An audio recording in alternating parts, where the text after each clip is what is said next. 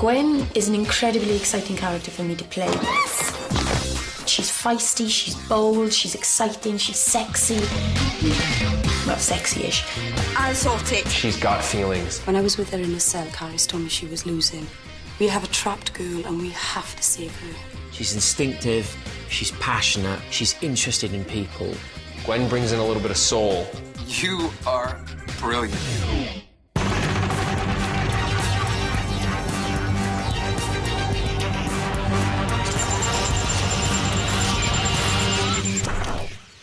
There's an instant connection with Gwen and Jack from the first moment that Jack sees her spying over onto the dead body. She's inquisitive and she's trying to find out things about the group. That's why she spies on them. And he thinks that's what leads Jack to think they could be part of Torchwood. What do you think? He tells her everything about Torchwood. He doesn't need to do any of this, but he's doing it because he's testing her. What does Jack do? He takes her straight down to see the Weevil. And he's like, here, can you manage this? Here, can you manage that? If Gwen had gone down and screamed and fainted, and she'd never be in Torchwood. She's so strong underneath it all. I think the rest of us on that first day in Torchwood would buckle and say, I don't understand, or run away screaming. We'd have run away screaming in episode 1. In episode 2, she's got to go through a bit of pain and suffering. She's got to know. She's got to be tested, actually. Who the hell are you? I'm with Torchwood. Don't mess with me, little girl. You're not with Torchwood.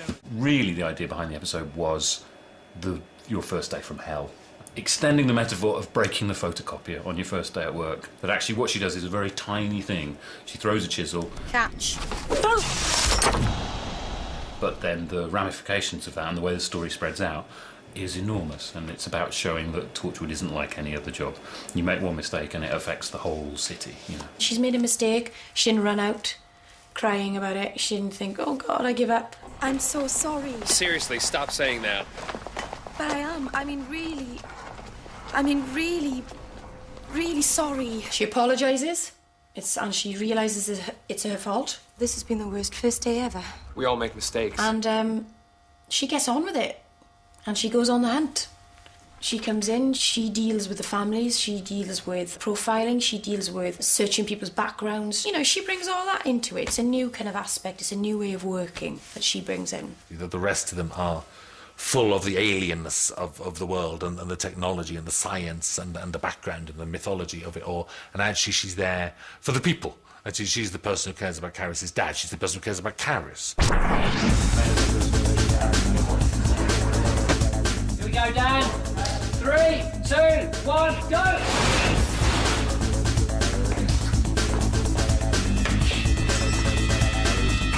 Help me. She's in the cell, trying to deal with this poor young girl. Please, get it out of me. And then she gets her face snogged off and her boobies fondled. Sarah Gregory and myself talked about it beforehand, and we discussed that she was Johnny Depp and I was Brad Pitt, and it looks pretty horny, if I do say so myself. Wow. We should really get her out of there. Yeah. And in every episode you'll see something new, something will unravel with Gwen, and she's learning every day. It's like she's always been there, and it's like there's nowhere else she should be. This is exactly where she belongs, in Torchwood.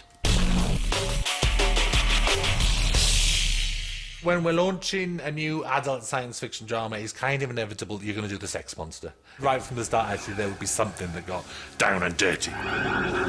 That's Chris Chibnall, that's what he came up with, a sex, gas, orgasm, eating monster. How could you not watch that? What a brilliant bit of telly. I genuinely have no idea where that came from. It's sort of one of those that you're sitting there late at night with a glass of wine thinking, how am I going to find an idea for this show? And not knowing quite what the show was.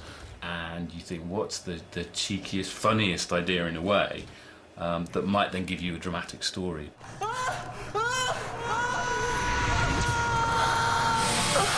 It's not just having a laugh with the sex monster. It does explore exactly what we want to get into in Torchwood, which is, and my favourite scene is Caris possessed, walking in daytime down that city street, where she sees that sex is everywhere. Every advert, couples snogging in the streets, but the way we're sold images and sex. So it's having something to say about the world, actually, something about the Western world, what a sexualised society we are, and to find an alien that feeds off that, actually. And and finds us extraordinary for it, finds us worth travelling to. And it's a nice Torchwood story. It's as long as there's something to say about the world. Only a few months ago, this was just an empty warehouse that we were yet to convert into a film studio. And we saw this white cardboard model of the hub. One of the things that helped us to arrive at the design was to give it a big backstory, just to help us make design decisions about what should go where. The idea being that the base was originally built in the 19th century, sometime after the Scottish Torchwood that we saw in Doctor Who episode 2. And the next thing we knew, this whole studio was sort of having huge scaffolding being put up and the thing was being made.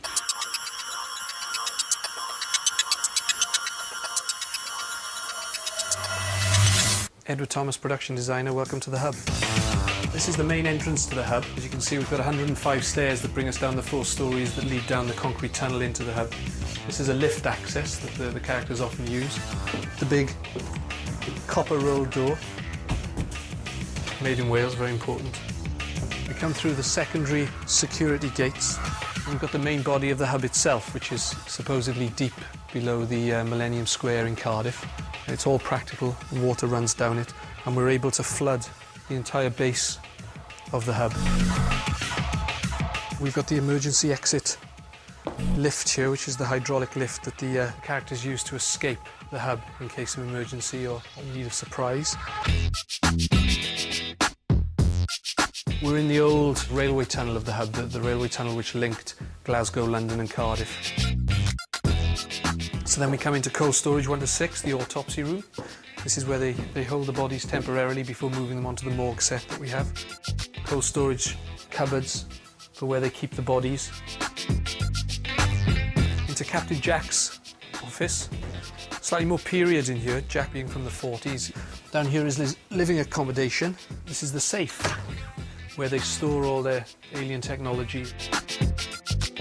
And then we go through to the interrogation room. This is where they bring the prisoners to talk to them and beat the information out of them. And we've raised the walls very high so that we really get the feeling that we are very low in the set. This is the boardroom. This has got a sort of an Art Deco feel to it. They eat in here, they talk in here, have meetings in here. Captain Jack stands and views his empire from here. And that's the Torchwood hub. Move off the high. So take a shot. My photo one. It's absolutely fantastic. It's the best set I've ever been on. And look at it, it's just, you know, it is breathtaking. I've been on this set like 100 times, and every time you come on, you notice something different. So I don't think you ever get fed up of it. There's so many different angles, and every director comes on and shoots it in a different way. As you can see, there's loads of space. There's loads of places to be.